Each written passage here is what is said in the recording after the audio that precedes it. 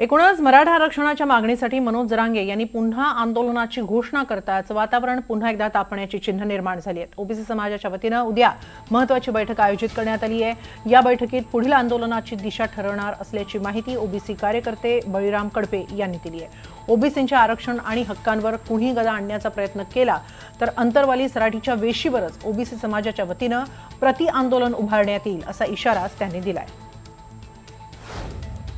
महाराष्ट्रातील तमाम ओबीसी बांधवांना विनंती करतो की आपण ओबीसी समाजाची एक महत्त्वाची बैठक आज संध्याकाळी किंवा उद्या सकाळी तारीख डिक्लेअर करून ओबीसीची महाराष्ट्रातील तमाम ओबीसीची एक बैठक लावतोय आणि त्या बैठकीमध्ये आपले ओबीसीचे हक्क अधिकार जर कोणी हिसकून घेण्याचा प्रयत्न करत असेल तर आपल्याला सुद्धा प्रति आंदोलन उभा करावं लागेल।